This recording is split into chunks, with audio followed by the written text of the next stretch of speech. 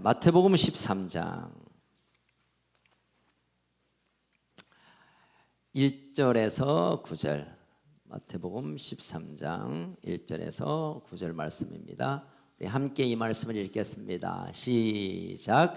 그날에 예수께서 집에서 나가사 바닷가에 앉으시매 큰 무리가 그에게로 모여들거늘 예수께서 배에 올라 앉으시고 온 무리는 해변에 서 있더니 예수께서 비유로 여러 가지를 그들에게 말씀하여 이르시되 씨를 뿌리는 자가 뿌리러 나가서 뿌릴새 더러는 길가에 떨어지매 새들이 와서 먹어버렸고 더러는 흙이 얕은 돌밭에 떨어지매 흙이 깊지 아니하므로 곧 싹이 나오나 해가 돋은 후에 타서 뿌리가 없으므로 말랐고 더러는 가시떨기 위에 떨어지매 가시가 자라서 기운을 막았고 더러는 좋은 땅에 떨어지매 어떤 것은 100배 어떤 것은 60배 어떤 것은 30배 결실을 하였느니라.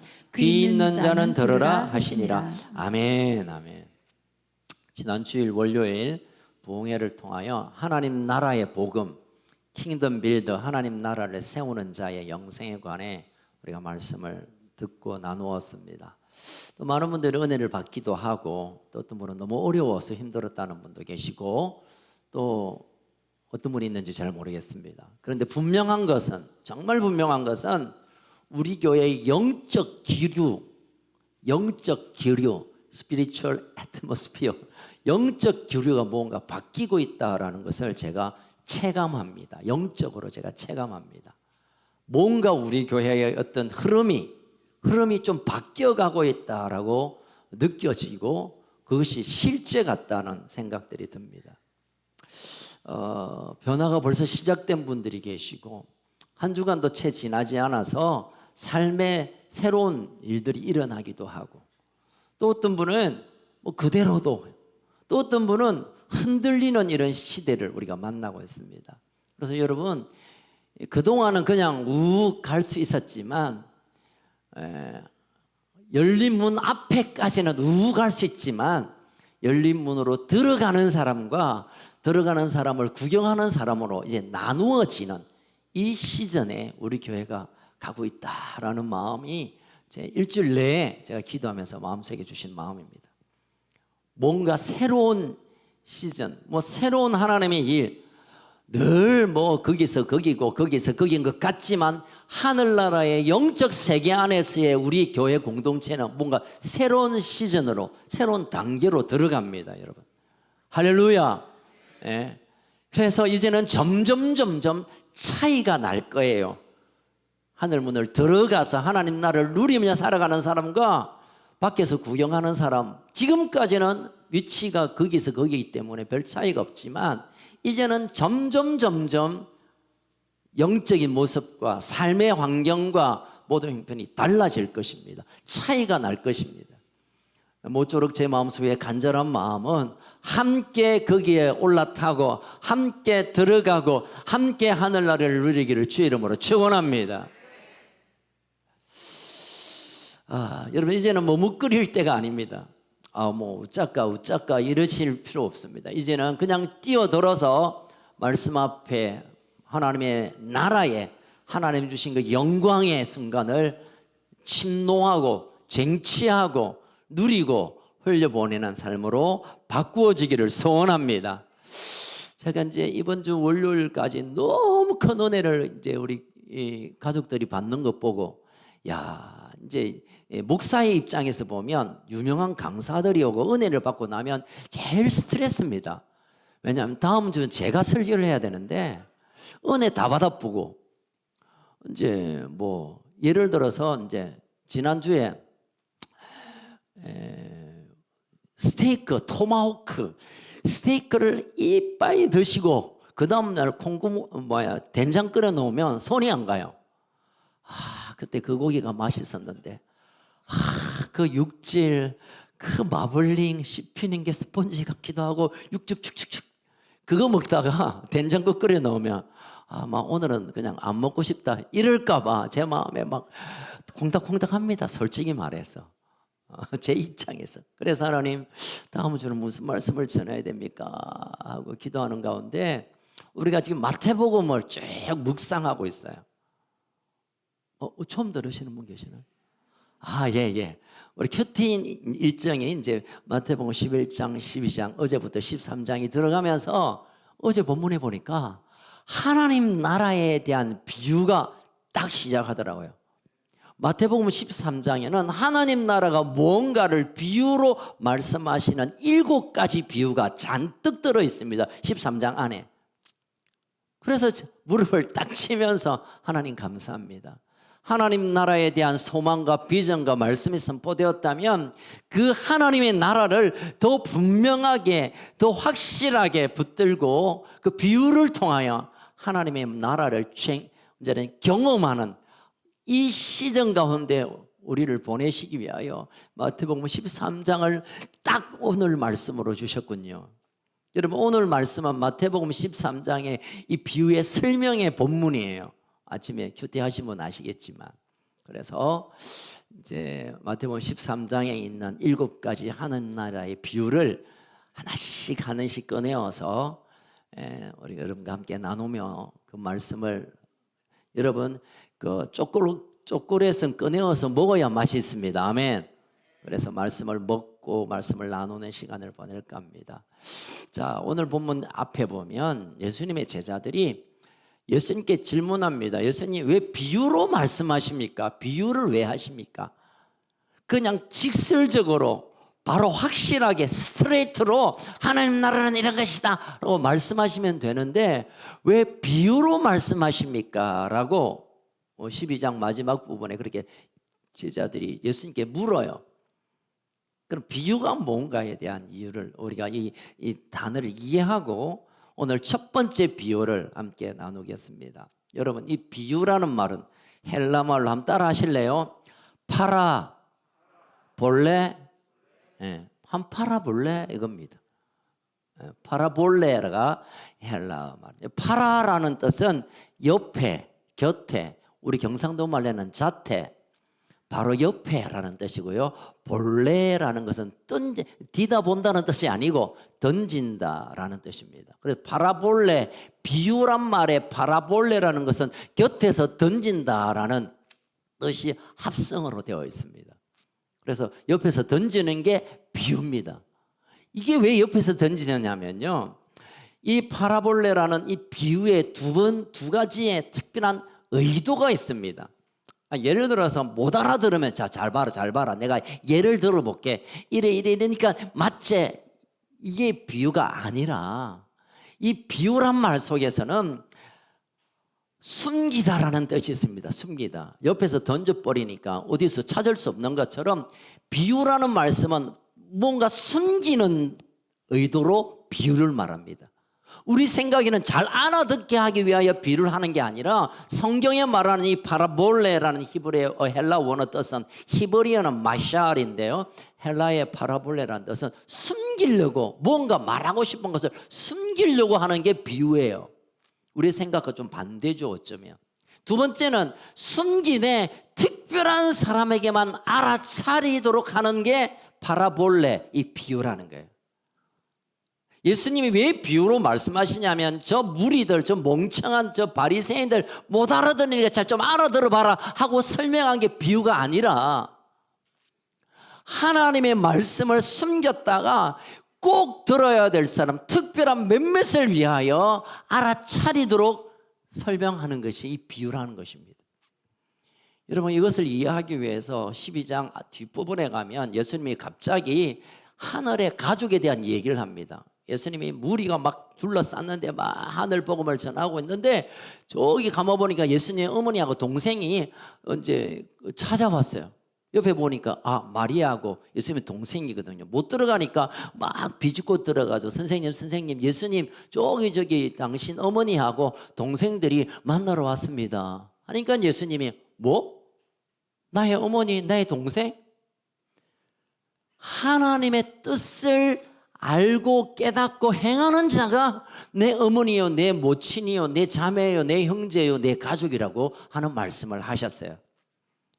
이 말씀을 마치고 오늘 이 13절 보면 바로 그날 바로 그날 언제 하늘의 가족이 누구냐? 하나님의 말씀을 듣고 그 말씀대로 행하는 자, 그 뜻을 이루는 자가 내 가족인데 말했던 그날 예수님이 비유로 설명한 것은 이제 하늘의 가족, 하나님 나라를 유업으로 받고 하나님 나라를 누리고 경험할 수 있는 사람들은 그들을 위하여 이 비유의 말씀을 내가 특별히 숨겼다가 그들만 알도록 이 비유를 전한다. 그래서 예수님의 비유를 우리에게 소개하고 있는 거예요. 오늘도 이 말씀이 어떤 분에게는 뭐 옛날 들었던 얘기지. 맞지. 저기 뭐 돌밭에 어떻게 그게 뭐가 나겠노. 길가에 던지면 그 씨가 나겠나. 돌짝밭 가시던 물에 안 나지. 땅이 좋은 데서 옥토에 100배, 60배, 30배 나는지 뭐 상식이지 라고 이해하는 사람들은 그 비밀을 알 수 없는 사람, 가려져 숨겨진 사람. 그러나 이 말씀을 우리가 함께 들을 때 이거야 하나님의 나라에 관한 영원한 하나님께서 우리에게 주시려고 하는 그 풍성한 그 표현할 수 없을 만큼 위대한 하나님의 복을 우리에게 안겨주시는구나 라고 깨달아지고 알게 되는 자들은 특별한 하나님의 사람들에게만 해당된다는 것입니다. 물론 저도 오늘 말씀을 최선을 다하여 전하겠지만 이 말씀을 듣는 가운데 아이고 오늘도 목사님 핏대 세워가지고 왜 그렇게 떠들어 샀노, 어젯밤에 사모님하고 싸웠나, 와저러 샀지, 이렇게 들을 사람이 있을 거고, 어떤 분은 이거구나 하나님의 마음이 이거구나, 하나님의 나라가 바로 이걸 우리에게 주시려고 하는구나 하고 붙드는 역사가 일어날 줄 믿습니다. 그래서 이 비유가 여러분에게만 더 이상 비밀이 아닌, 모르는 자에게는 비밀이지만 이미 비밀이 아닌 우리들에게 깊은 하나님의 마음을, 하나님의 계획을, 하나님이 우리에게 속삭여 주고 싶어하는 말씀을 들어지는 그런 은혜가 있기를 축복합니다. 아멘. 자, 하나님의 나라는 장소적인 개념으로 이해하면 우리의 마음으로부터 하나님 나라가 시작됩니다. 이 마음으로. 그리고 또 하나님의 나라가 우리 가족, 우리 교회 또는 나라, 이런 확장되는 장소적인 개념이 있고, 또 시간적으로 하나님 나라 하면 지금도 하나님께서 우리를 통치하고 다스리는 하나님 나라 가운데 이미 우리가 있고, 그리고 앞으로 장차 완성될 하나님의 나라를 위하여 우리가 이 삶의 여정을 가는 겁니다. 아멘.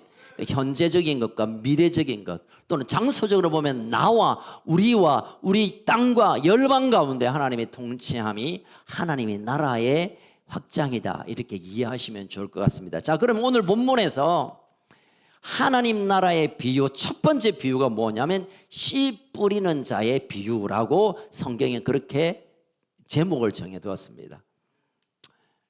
근데 씨 뿌리는 자의 비유는 하나님 나라의 많은 속성 가운데 어떤 부분을 다루냐면 하나님 나라가 어떻게 시작하는가를 예수님이 알려주시기 위하여 씨 뿌리는 자의 비유를 첫 번째 비유로 딱 자리를 잡은 겁니다. 하나님 나라가 이렇게 출발하는구나, 이렇게 시작하는구나 보여주시기 위하여 많은 비유 가운데 첫 번째 비유로 씨 뿌리는 자의 비유를 우리에게 전하고 있는 것입니다. 여러분, 자, 그러면 이 씨 뿌리는 자의 비유를 알기 위하여 몇 가지 열어야 할 문이 있고 그 문의 열쇠에 대해서 먼저 몇 가지 나누겠습니다. 첫 번째 한번 따라해 볼래요? 하나님의 나라의 씨앗은 복음이다. 이게 가장 중요한 첫 출발의 출발입니다. 하나님의 나라, 천국은 우리의 출발이 말씀이라는 것. 여러분, 씨앗을 뿌리는데, 씨앗을 심는데 그 씨앗이 뭐냐면 하나님의 말씀, 곧 복음이 하나님 나라를 맺게 하는 씨앗이라는 겁니다. 씨앗은 나무에 생명이 달려있고 나무의 열매가 맺힐 모든 출발이 씨앗이잖아요. 하나님의 나라의 첫 출발은 복음이라는 이 씨앗이라는 것을 우리가 분명히 기억해야 합니다. 여러분, 복음 없이, 복음을 통하여 내 인생에 거듭남이 없이, 복음을 인격적으로 받아들이면 내 삶에 변화가 없이 하나님 나라를 꿈꾼다 있을 수 없다는 거예요. 가장 먼저 기초 중에 첫 번째는 ABC의 A라고 할 수 있는 것은 복음을 듣고 믿고 확신해야 됩니다. 아멘. 한번 물어보겠습니다. 콩 심은 데, 팥 심은 데, 옥수수 심은 데, 고구마 심은 데, 조 심는 데, 수수 심는 데, 끝도 없이 심는 데 그대로 할 수 있어요, 여러분. 자, 그러면 오늘 이 씨 뿌리는 자의 결과가 뭡니까? 열매를 거두는 일인데, 이 열매는 하나님 나라를 의미합니다. 그러면 하나님의 나라는 무엇을 심어야 하나님의 나라의 열매를 거둘까요? 하나님의 나라지. 콩 심은 데 콩 난다 했잖아. 근데 하나님 나라를 거두기 위해서는 그 씨앗이 뭐냐면 하나님 나라의 복음입니다. 아멘. 복음. 복음은 그저 내 인생의 죄를 해결하고 천국 가고 그러기 위하여 우리가 필요하다고 생각하지만 그게 가장 첫 번째 씨앗과 같은 존재여서 복음에 대한 우리가 믿음의 확정, 복음을 통하여 내 인생의 새로운 이 존재가 바뀌는 여기서부터 비로소 하나님 나라가 점점 자라다가 어느 순간 추수 때 하나님의 나라를 우리가 얻게 되는 일들이 일어난다는 것입니다. 다시 말씀드립니다. 하나님 나라를 꿈꾸자 한다면 우리가 복음 앞에 먼저 믿음으로 반응해야 될 줄로 믿습니다. 예수 안 믿고 어떻게 우리가 하늘의 복을 받고, 예수 안 믿는데 어떻게 하나님 나라가 온다는데 그게 무슨 의미가 있습니까? 예수 믿는 거, 쉽게 말하면 예수 믿는 게 십자가에 달리신 예수님이 내 인생의 구주시며 그분이 내 죄를 사하셨고 그분이 내 인생의 모든 것 주인 되신다는 이 복음이 확정이 되어야 비로소 하나님의 나라가 우리 인생 가운데 자라게 될 줄 믿으시길 주의 이름으로 축원합니다. 하나님 나라는 복음을 심음으로, 왜 복음이 그러면 하나님 나라를 맺게 하는 씨앗이냐면 복음 가운데 우리에게 주신 예수님은 하늘의 생명을 우리에게 주신 사건을 복음이라 말합니다. 예수님이 당장 십자가에 달려서 죄를 사실 뿐만 아니라 그분이 부활하심으로 영원한 하나님 나라의 생명을 우리 안에 심겨준 사건이 복음을 믿는 건데, 그게 하늘의 복음이 하늘의 생명이 심겨져야 하늘나라의 열매가 맺어진다는 단순한 논리입니다.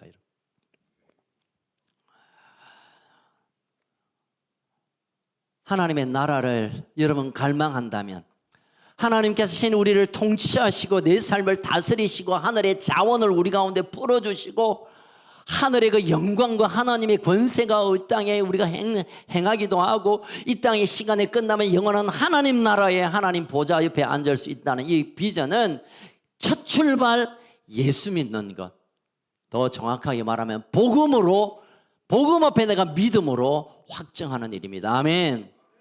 혹시 여러분들 가운데 아직도 복음을 인격적으로 믿음으로 받아들이지 않는 분이 있다면 영접하는 기회를 삼으시길 축복합니다. 우리가 이 부분이 너무 중요하고 너무 중요한데도 슬쩍 넘어가고, 내 교회 오래 댕겼는데 뭐 내가 직분자인데 뭐 내가 교회 왔다 갔다 많이 했는데, 여러분 그것도 의미는 있지만 복음 앞에 전인격적으로 영접하는 일이 없다면 그 다음에 올려놓는 것은 어느 순간에 무너지게 되는 것입니다. 다시 말씀드립니다. 하나님 나라의 씨앗은 복음입니다. 두 번째 한번 따라하겠습니다. 하나님의 나라는 마음에서 시작된다. 아멘, 아멘. 여러분 천국이 이루어지는 장소가 어딘 줄 아세요? 자, 여러분 이제 1절에서 9절까지는 예수님이 씨 뿌리는 자의 비유를 해놓으니까 제자들이 생뚱해가 봅니다. 예수님 저 흔한 얘기를 왜 하시지? 삼척동자도 알고 지나가는 아들도 아는 씨 뿌리가 뭐 거두는 게 그게 좀 왜 저러시지? 뭐 하실 말씀이 그리 없나? 너무 심심하시나? 예수님이 너무 흔한 일, 눈만 보면 저 옆에서 뿌리는 걸 아는데 왜 그렇게 좀 마음에 감동이 되고 깊이 있는 말씀, 막 은혜가 되는 말을 해야 되는데 뭐 농사법에 대해서 잠깐 얘기하니까 이게 뭐지? 갸뚱하고 있는 제자의 모습을 보고 예수님이 금방 했던 이 씨 뿌리는 자의 비유를 본문으로 삼아 설교를 하셨습니다. 설명하셨습니다. 그 설명 내용이 13절에서 19절의 내용이에요. 자, 19절을 읽겠습니다. 19절. 3장 19절 시작. 아무나 천국 말씀을 듣고 깨닫지 못할 때는 악한 자가 와서 그 마음에 뿌려진 것을 빼앗나니 이는 곧 길가에 뿌려진 띄워놓으세요. 여러분 보십시다. 예수님이 지금 금방 씨 뿌린 부유해놓고 뭔가 그 뜻이 뭔가 지금 설명하는데 19절을 보니까 아무나 천국 말씀을 듣고 하나님의 말씀을 듣고 하나님 나라의 말씀을 듣고 어떻게 반응하느냐에 따라 열매 맺는 삶이 되고 하나님 나라의 열매를 맺거나 아니면 그대로 그냥 묵혀버리거나 항폐해버리거나 아무 기대 없는 인생으로 바뀌어진다는 것을 말하고 있습니다. 여기 보면 악한 자가 와서 그 마음에 뿌려졌다고 그래서 마음에 복음이 마음에 뿌려졌고 뿌려진 그 마음이 밭이라고 예수님이 직접 설명하고 있습니다. 다시 말하면 뿌려진 씨는 마음에 도착이 되고 마음에서부터 열매 맺는 하나님의 나라가 시작된다는 것을 오늘 말씀하고 있습니다.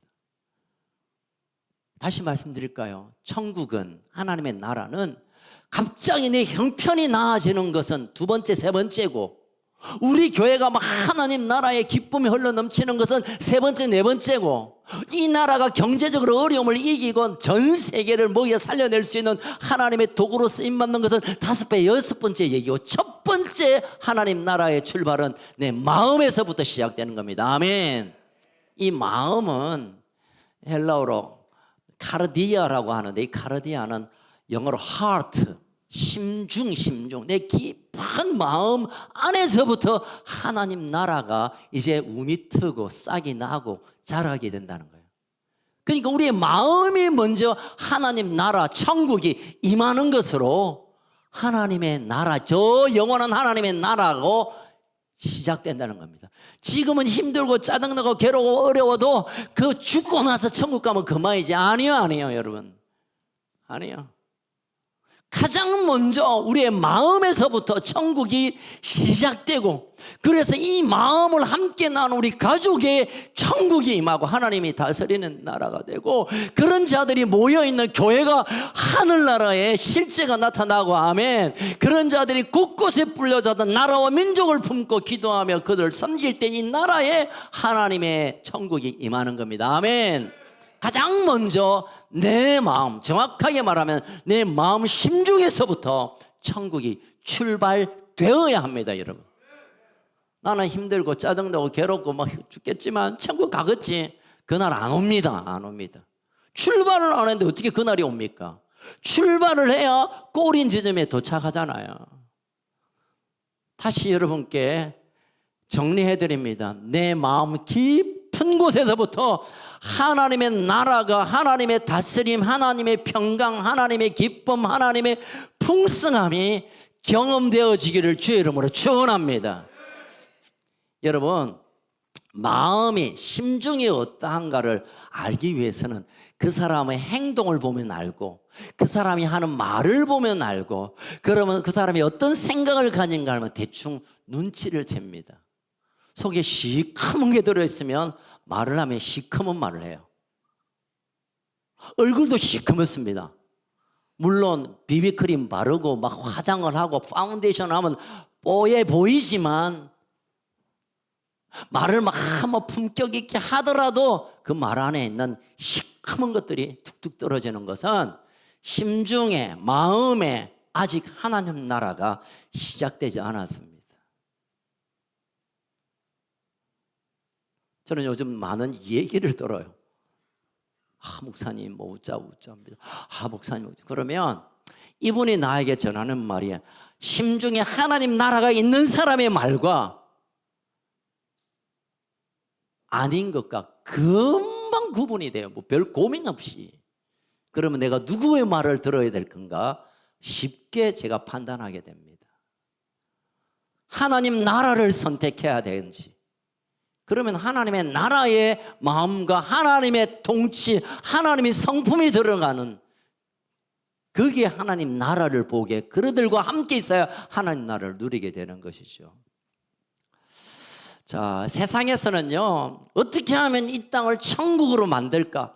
파라다이스로 만들까? 하나님이 약속한 그 에덴을 다시 이룰까? 많은 고민을 하고 시도를 했습니다. 사실은 영국의 인문학자 토마스 모어라는 사람이 1516년에 최선의 국가 형태와 새로운 섬 유토피아 섬이란 책 속에서 왜 우리가 힘들고 지치고 괴로우냐, 우리가 행복한 천국을 만들기 위해서 뭘 해야 되냐 하면서 그가 썼던 내용의 일부가 그렇습니다. 가만 보니까 가진 놈들은 다 가져버리고 가난한 사람들 있는 것까지 다 뺏어가니까 이게 문제다, 이게 문제다. 그러니 천국이 없지. 그러니까 있는 것들이 좀 내놓고 없는 사람 좀 나누고 평등하게 공유하고 정보도 공유하고 감동도 생각도 정신도 공유하고 그래야 이 세상에 유토피아 천국이 오지라고 했습니다. 여기서부터 뭐가 생긴 줄 아세요? 공산주의가 생겼습니다. 공산주의. 여러분, 공산주의가 이 땅을 천국으로 만들었습니까? 이 시대, 이 역사 가운데 가장 마지막으로 남아있는 자존심, 공산주의 자존심이 저 윗동네 사람들이잖아요. 그들은 입만 열면 지상천국이란 말을 합니다. 진짜 지상천국일까요? 가장 지상에서 지옥 같은 곳이 저곳이 되었습니다. 여러분, 우리가 인간의 생각으로 니 좀 내라, 니는 가지라 이런다고 이 땅에 천국이 되지 않습니다. 여기에 반해서 어떤 분들은 이런 얘기했습니다. 영국의 철학자 프란시스 베이컨은 이런 얘기했습니다. 왜 그 이제 무슨 책이냐? 뉴 아틀란티스라는 책을 통해서 이 세상이 왜 천국이 안 되냐 하면 아무리 나누고 싶어도 가진 게 이 땅에 있는 게 요것밖에 없으니까 기술을 사용하고 하여튼 뭐 어떻게 하든지 좀 이걸 세상에 있는 재화를 확장을 시켜야 나눔을 게 많을 거 아니가. 그래서 기술을 개발하고 막 이성을 최대한 활장해서 뭔가 많이 만들면 우리가 나누어 먹으면서 이 땅이 천국 되지. 이게 뭔지 아세요? 자본주의의 사상이 되었습니다. 이 시대 자본주의가 어떤 폐해를 느낍니까? 가진 놈들은 더 가지게 되고 부익부 빈익빈, 더 가지지 못한 사람은 자꾸 빼앗기며 살아가는, 오히려 더 못 가진 자는 가지지 못해서 괴롭고 가진 자는 가진 것으로 인하여 인생을 파괴시키고, 결국은 이 땅의 논리, 이 땅의 생각, 이 땅에 뭔가 꾸며내는 것으로는 이 세상조차도 천국을 만들 수 없고, 하나님의 통치, 하나님이 친히 이 세상에 오셔야만 우리가 기대하는 그 천국, 하나님 나라를 꿈꿀 수 있는 것입니다. 아멘. 많은 사람들은 그런 생각을 했습니다. 중세가 지나가면서 사람들의 마음속에는, 중세 때는 막 억지로 교회 오라 하고 막 안 오고 막 두드러 패고 막 사형시키고 이러니까 이 거부하는 불안한 마음이 생겼습니다. 왜 우리 인간을 신이 지배를 하냐? 우리가 여기서 참을 수 없다. 인간은 자유다. 신도 인간 타치하지 마라. 인간의 지성과 인간이 얼마나 존귀한 존재인데, 소위 말하는 이런 휴머니즘이 막 일어났습니다. 그러고 나서 1차 세계대전, 2차 세계대전으로 죽은 사람이 1억 명. 인간의 지성을 발동해서 결국 싸워서 나머지가 1억 명이 이 땅에서 죽어감을 보고, 사람이 뭘 생각하고 사람이 뭘, 이게 아무것도 아니구나. 결국 우리를 지으신 하나님 앞에 우리가 그분의 은혜를 받고 그분 앞에 무릎을 꿇어야 그분이 주시는 복을 누릴 수 있구나. 역사가 증명하고 시대가 증명하는 것입니다. 여러분, 이 땅에서 뭘 해서 누구의 말 들으면 행복해지고 누구한테 뭐 싸들고 가면 내 인생이 천국 아니에요. 여러분, 결국 천국은 하나님으로부터만 시작되고 그 복음은 하나님께서 주셔야만 되어지는 것입니다. 아멘. 그래서 우리가 내 마음 깊숙이 복음을 받아들일 뿐만 아니라 내 마음이 하나님께로 향하여 두 손 들고 나아가는, 여기에서부터 어쩌면 단순하고 너무 기초적이지만 여기에서부터 하나님의 나라가 실제로 눈앞에 우리의 삶을 통하여 나타나는 일이 일어나게 될 줄 믿으시길 주의 이름으로 축원합니다. 자, 그러면 세 번째 한번 따라 합시다. 마음밭에 따라 열매가 결정된다. 오늘 본문 내용이 그렇죠. 오늘 설교 제목이 천국은 마치 이 비유란 뜻인데 같은 씨의 다른 밭에 따라 열매가 달라진다는 겁니다.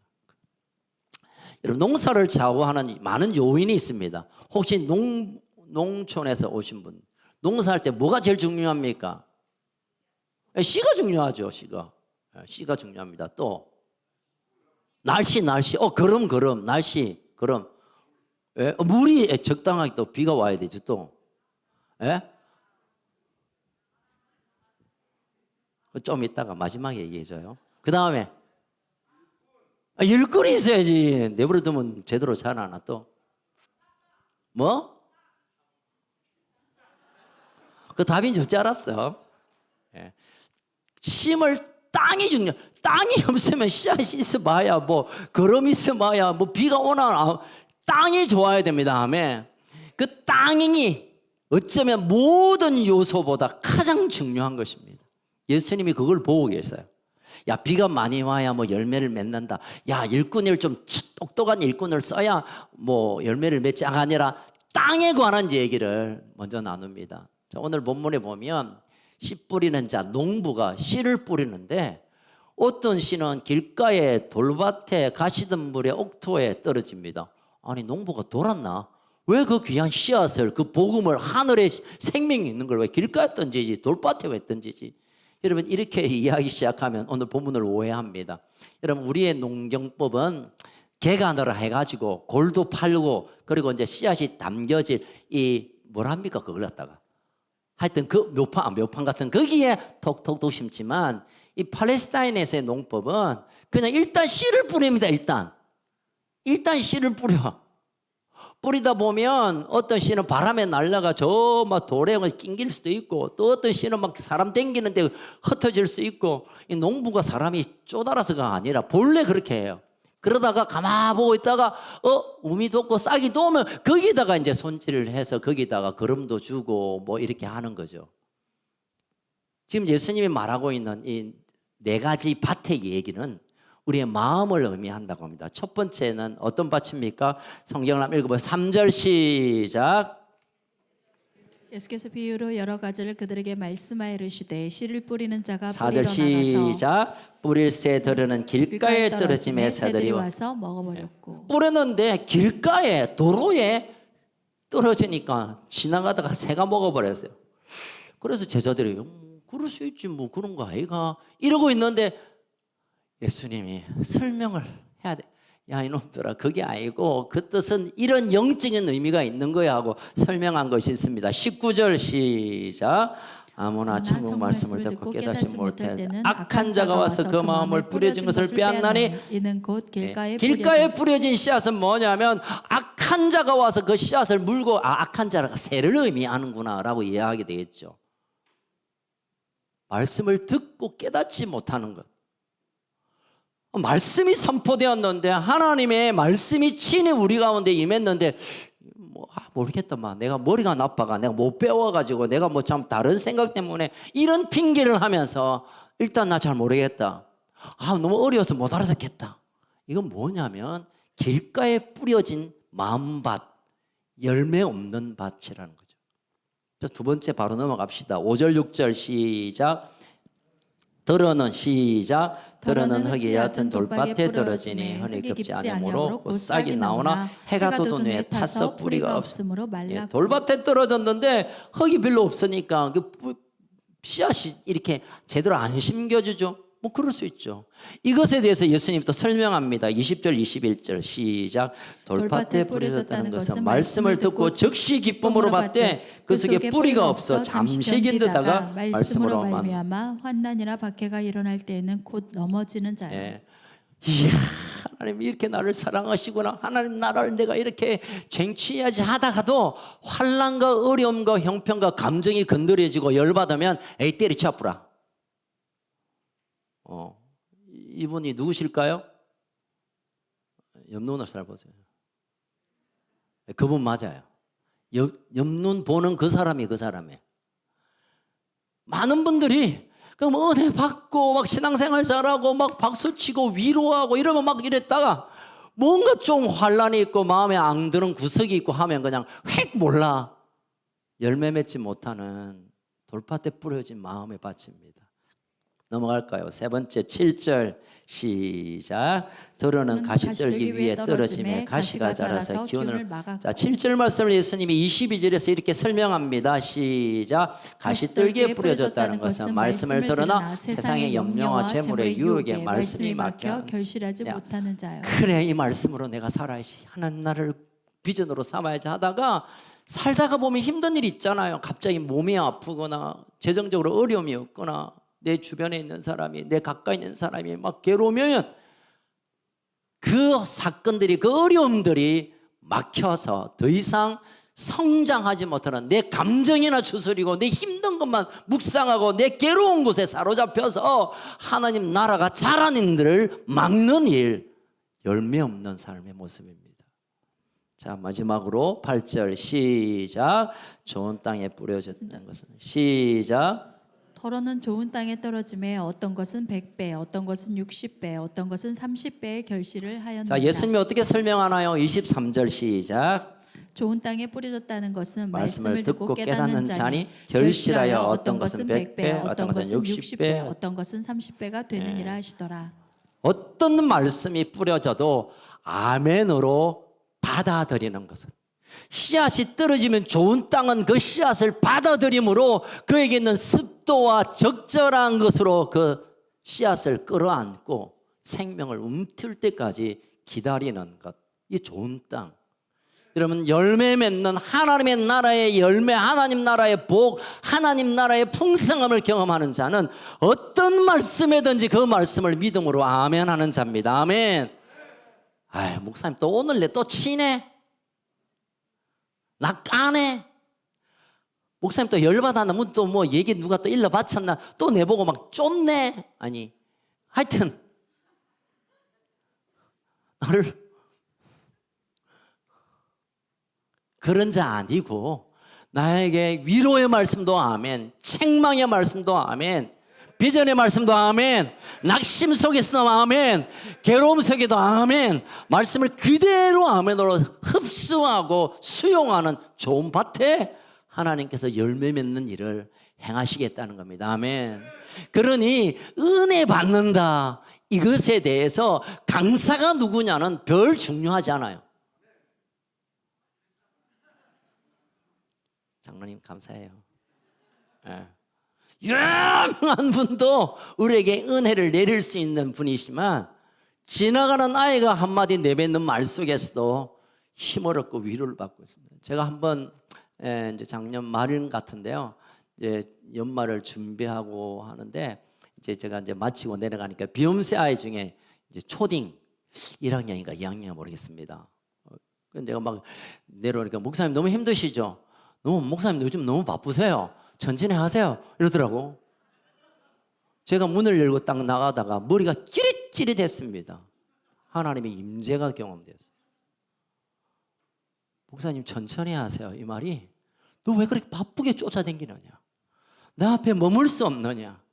나와 함께 시간을 나눌 수 없느냐? 제게는 너무, 어쩌면 작년에 유명한 강사들의 설교보다 그 아이의 한마디가 제 영혼을 터치를 했습니다. 여러분, 정말 말씀을 나누는 것, 말씀을 듣는 것, 우리의 대화 가운데 어떤 말씀이든지 우리가 믿음으로 취하면 우리 영이 살고 열매 맺게 하는 역사가 나타날 줄 믿으시길 주의 이름으로 축원합니다. 그러니 은혜 받는 사람은 따로 있고, 혹시 성령님이 실제로 나타나서 여기에서 뭐라고 해도 빨리 안 마치나 이럴 분도 계실 거예요. 아니, 부활하신 예수님이 여기 와서 할렐루야 하면 아이고 놀렐루야 뭐 그래서 사람도 빨리 안 가시고, 이 씨 뿌리는 자의 비유 가운데 결국 하나님의 나라는 내가 어떻게 그것을 취하는가에 결정된다는 것을 말씀하고 있습니다. 자, 마지막 네 번째입니다. 따라합시다. 좋은 밭도 결실의 정도가 다르다. 마지막 23절 다시 읽겠습니다. 시작. 좋은 땅에 뿌려졌다는 것은 말씀을 듣고 깨닫는 자니 결실하여 어떤 것은 100배, 어떤 것은 60배, 어떤 밭은 100배를 내는, 어떤 밭은 60배의 소출을 내는, 어떤 밭은 30배의 열매를 거두는 밭들이 있다는 겁니다. 좋은 밭도요, 하나님 나라를 경험하는 것도, 하나님의 복을 누리는 것도 다를 수가 있다는 겁니다. 도매급으로 다 되는 게 아니에요, 여러분. 말씀을 받을 때 적당히 받는 사람은 적당한 하나님의 나라가 임하지만, 전폭적으로 그 말씀을 받는 자는 전폭적인 하나님의 복이 임하는 거예요. 아멘. 저는 특별히 우리의 큰숲교회는 100배가 아니라 100의 100의 100의 복을 받는 하나님의 나라를 흘려보내고 세우는 하나님의 교회가 되기를 소원합니다. 여러분, 이게 영상으로 전 세계에 흘러가지만 할 수 없습니다. 이 비밀이어서. 지난주에 오신 우리 그 손장로님께서 우리 그분을 소개하고 섭외해 주신 김기태 장로님과 3일 동안 늘 왔다 갔다 하시면서 대화를 했는데요. 그 김기태 장로님이 전하는 말입니다. 이 김기태 장로님이 손 장로님으로부터 큰 은혜를 받고, 그분의 삶을 다 설명하지 못하죠. 한 달에 6천만 원을 흘려보냅니다. 개척교회 선교 현장에 어려운 자들 학교 세우는데 매달. 그래서 그걸 어떻게 셉니까? 셀 것도 너무 어려워서 그냥 6천만 원 들어오면 그대로 그냥 흘려보내고, 그분이 10의 8조를 하나님 나라를 쓰고 10의 1조로 자기 회사를, 가게를 운영하는 데 쓴대요. 그분이 그런 얘기를 하더라고.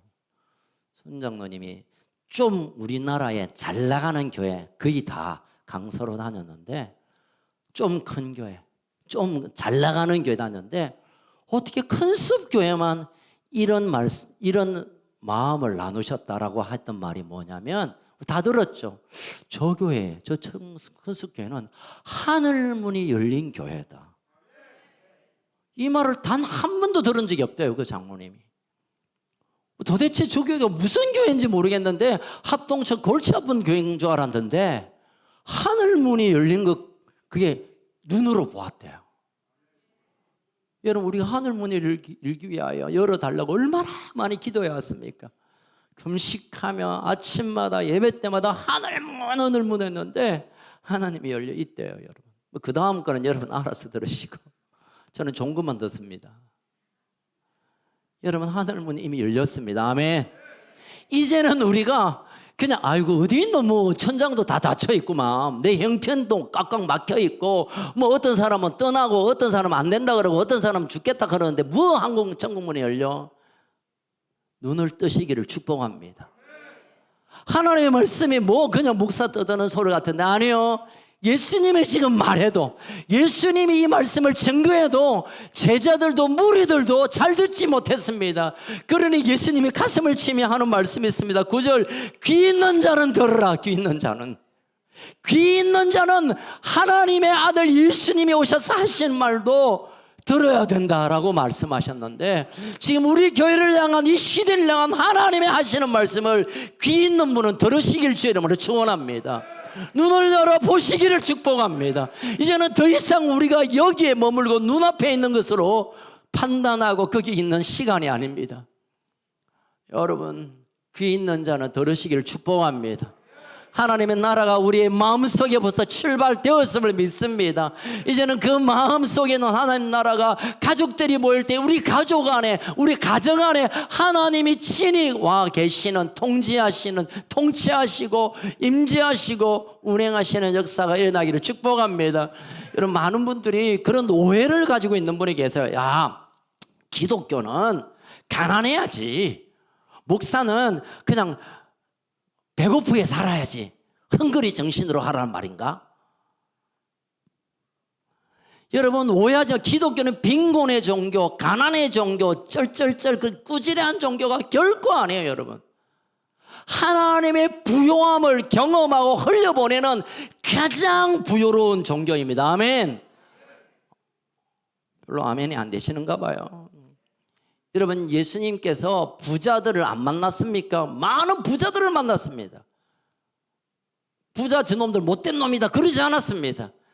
부자들이 돈을 사랑하며 돈에 묶여있는 자들을 향하여 하나님은 질타하셨지만 부자들을 거부하지 않았습니다. 기억하신가요? 베드로가 주님 앞에 바친 그 형제자매 어머니 자식에게 전토를 받가 돈을 100배나 더 하시겠다고 예수님이 말씀하셨어요. 예수님이 너 부자되라 했습니다. 미래에 주실 하나님의 나라와의 영광도 놀랍지만 그 나라가 실제로 우리의 삶에 풀어질 때 이 땅이 우리의 삶의 모든 영역에 하나님의 부여가 흘러갈 줄 믿으시길 주의 이름으로 축원합니다. 여러분, 전 세계 지도를 펴놓고 하나님을 섬겼던 나라들을 보면 거의 선진국입니다.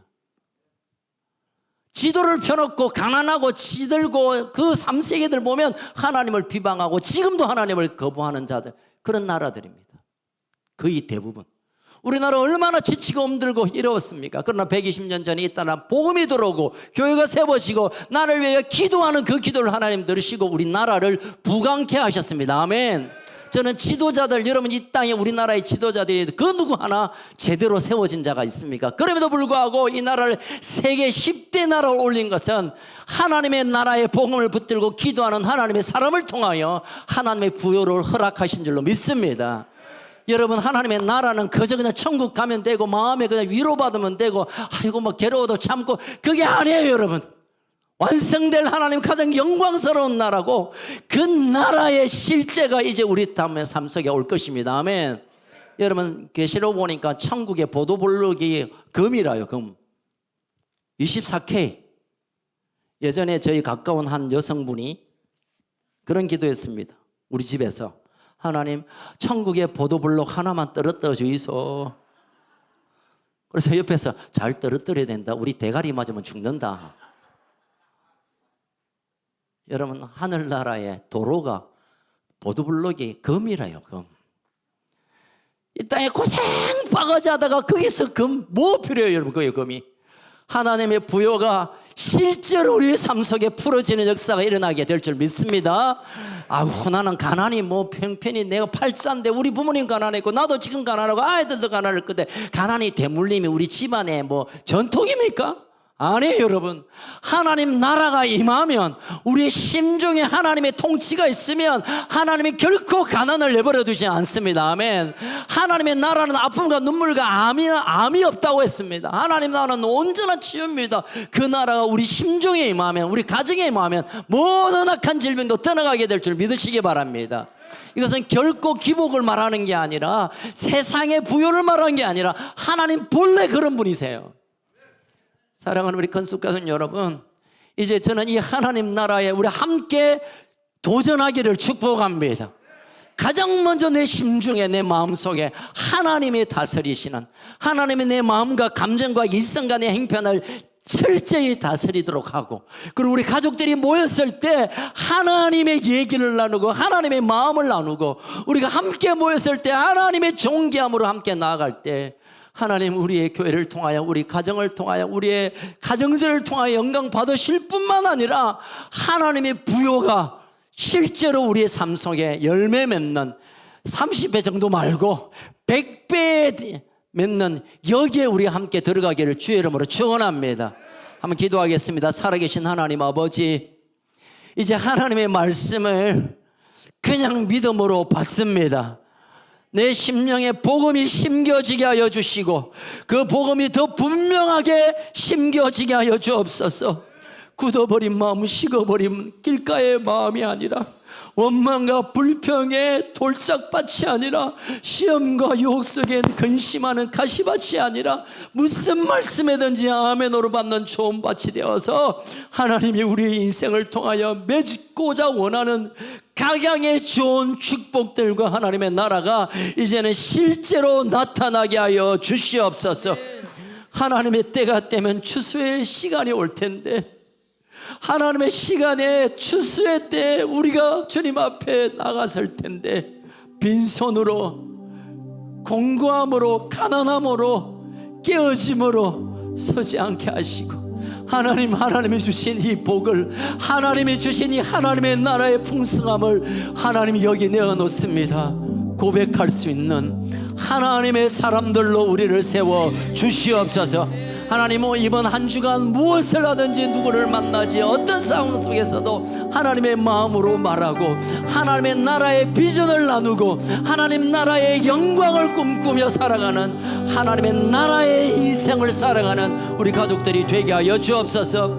하나님, 우리가 간절히 원하지만, 우리가 간절히 소망하지만 우리의 의지만으로 될 수 없사오니 성령님, 우리의 마음을 주장하여 주옵소서. 성령님, 우리의 마음을 만져주시옵소서. 성령님, 우리가 하나님의 나라를 꿈꿀 수 있도록 붙들어 주시옵소서. 우리 함께 일어나서 결단하며 기도하겠습니다.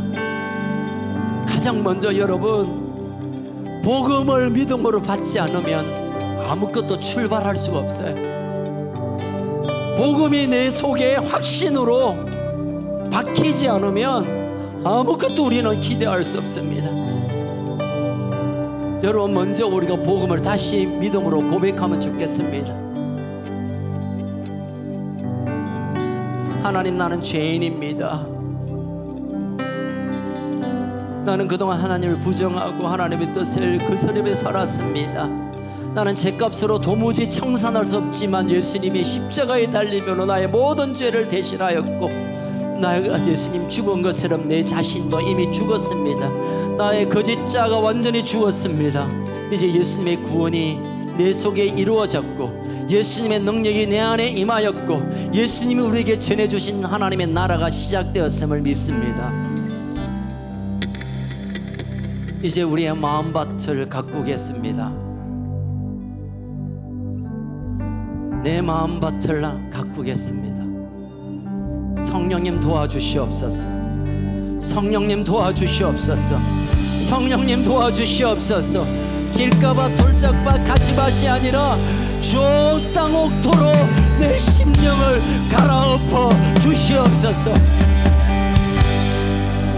버림받은 하나님의 백성 이스라엘이 죽게 돌아오지 않았을 때 하나님의 사람 호세아가 외쳤습니다.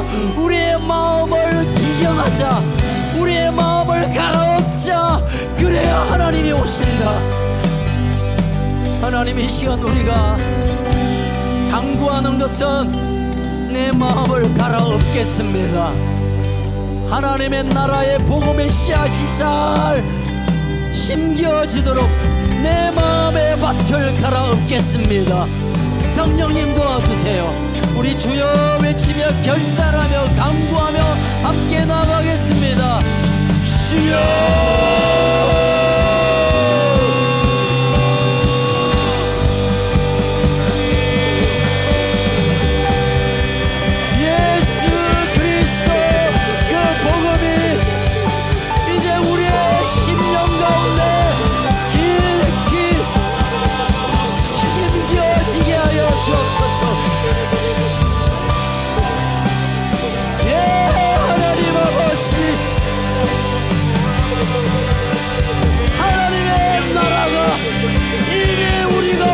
시작됐음을 믿고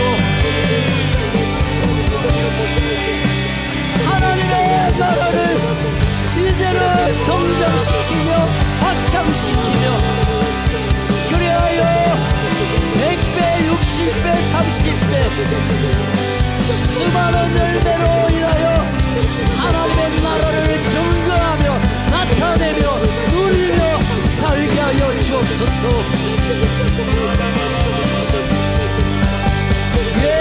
하나님 아버지, 이제 얼마 남지 않은 수수의 시간이 다가오고 있는데 하나님, 내 인생에 하나님의 나라가 살아나지 않고 있음을 봅니다. 주님 도와주시옵소서. 성령님 도와주세요. 성령님 도와주세요.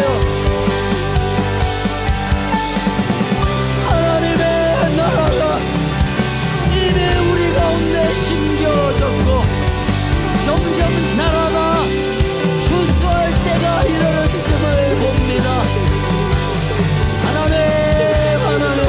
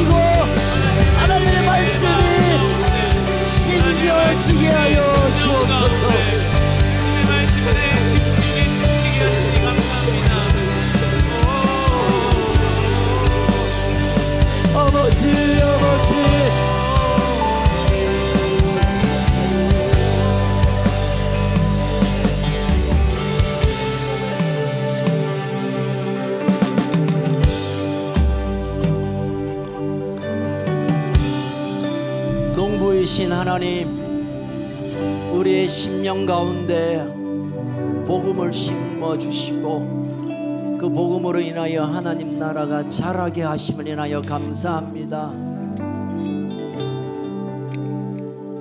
물론 하나님께서 자라게 하시고 열매 맺게 하시겠지만 우리의 마음이 길가가 아니라 돌짝밭이 아니라 가시덤불이 아니라 좋은 땅 옥토가 되어서 무슨 말씀이든지 아멘으로 받고 그 말씀대로 내 삶에 열매가 맺히게 하여 주옵소서.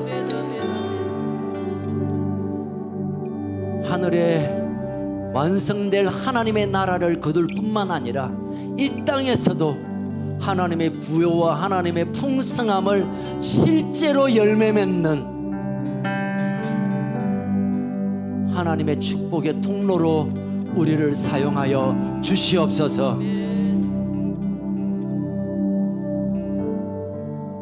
하나님, 이 한 주간 우리가 어디에 가든지 하나님이 내 안에 계셔서 나와 동행하심을 믿고 하나님이 친히 그 손으로 내 인생을 붙드심을 믿고 하나님 앞에 내 인생을 올려드리며 살아드리는 하나님 나라의 삶을 살아내는 아름다운 가족들 되게 하여 주시옵소서. 아직도 물질 때문에, 육신의 질병 때문에, 이런저런 것 때문에 괴로워하고 힘들어하는 우리 가족이 있습니까? 성령님 찾아가 주셔서 하나님 나라를 보게 하시고 하나님의 복음을 듣게 하시고 그 하나님께 소망을 두고 벌떡벌떡 일어나게 하여 주시옵소서. 지금은 우리 주 예수 그리스도의 그 크신 은혜와 하나님 아버지의 그 놀라운 사랑과 성령님의 유로교통 충만하시고 기름 부어주시는 역사가 복음을 마음에 심고 하나님 나라가 자람을 바라보며 하나님 나라를 누리며 경험하며 흘려보내는 하나님 나라의 국민으로 살기를 소원하는 우리 사랑하는 근숙 가족들과 이 땅의 모든 우리 다음 세대들, 어려운 나라 경계 때문에 어렵게 지치고 있는 이 나라 이 백성 위에 2300만 우리 북한 동포들과 열방 가운데 생명을 내어놓고 하나님 나라를 증거하는 선교사님들 위해 지금으로부터 영원토록 항상 함께 있을지어다. 아멘. 우리 하나님께 영광의 박수 올려드립니다.